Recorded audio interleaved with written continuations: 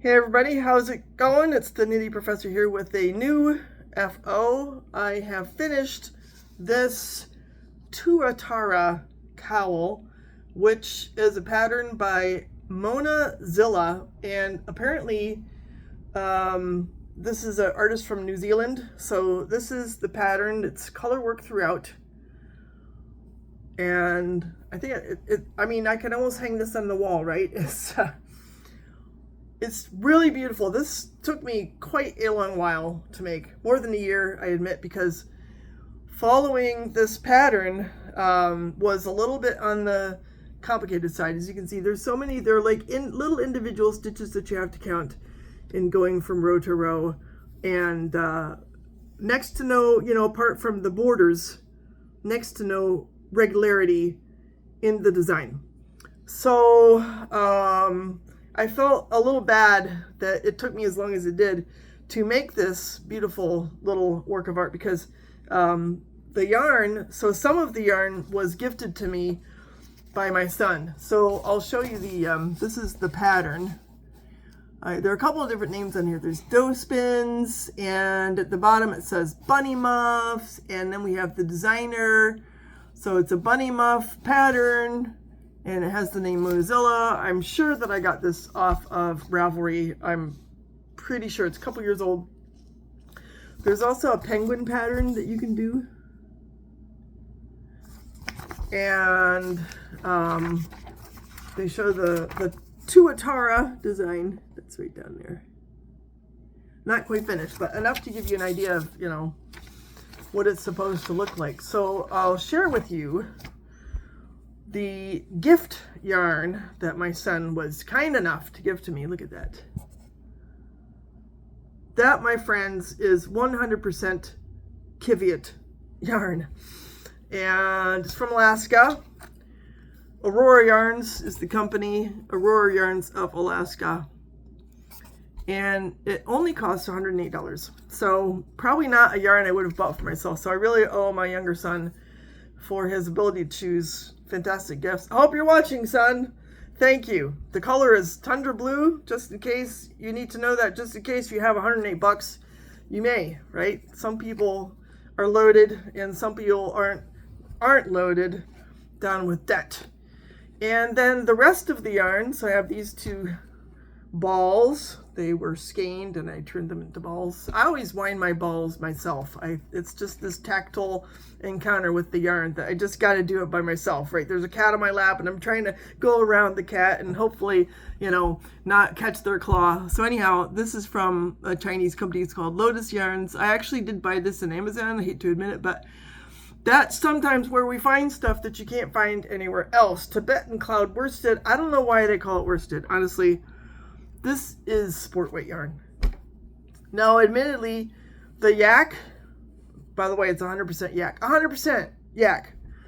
I just had to knit with yak, and I'm glad I did. And I have plenty more. I can do it again, right?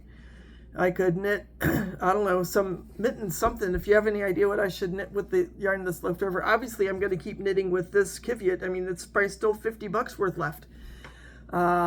So, yeah.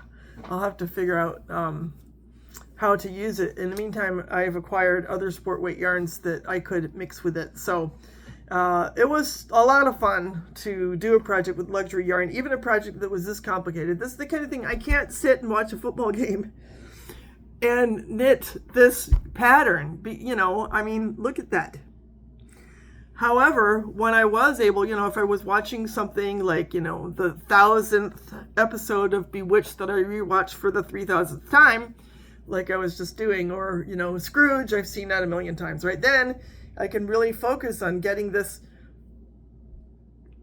tuatara right. I had to look the name of the lizard up in German. It's called Brückenechse, because now I have German subscribers, which I'm extremely grateful for. Grateful for all y'all subscribers, and for your encouraging me. I've gotten so many nice comments lately. So I'm curious if you've tried this kind of complicated color work before. I have these ambitions. I see these patterns from Zimmerman's daughter, Meg. I'm trying to remember her last name. You know what I'm talking about. and she's got like moons and suns and phoenixes, and I'm like, man, I want to make that sweater. And then after doing something like this little thing that took me a year, and I'm thinking, how long am I going to be alive, right? But in any case, this is the end product. I have to say, I did wash. I wanted to do this right and block it and wash it. Once you wash this yarn, the softness is kind of extraordinary. And another thing that I think is really cool about this Qiviut is, I don't know if you can make out the halo, but the halo is extraordinary. I mean, it's subtle, but it just, you just want to pet it. And so I could see I'll be wearing this cowl, and I'll be at work, and my students, I'll be waiting for my students to come with an answer, and I'll just be like, take your time. So in any case, I think it's going to be fun to wear. It was fun to make. It was a challenge, definitely, especially having, two yarns with two different sorts of feels to them. But I think the result definitely makes the effort that was invested in it worthwhile. And I embroidered the eye on it last night. I think it looks really cute. So in any case, I wanted to share this lovely little work of art with you.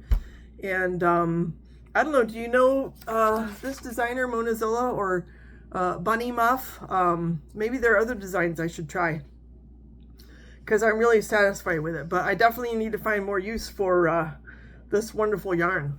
So I don't know, maybe you have some suggestions for that.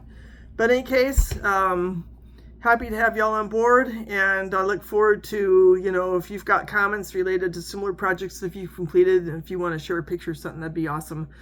So thanks for listening, and I'm not sure if I'll finish anything real soon, but I'm going to give it a try, because it's motivating to be able to come here and get your reactions. So y'all have a great day, great weekend. Take care. Bye.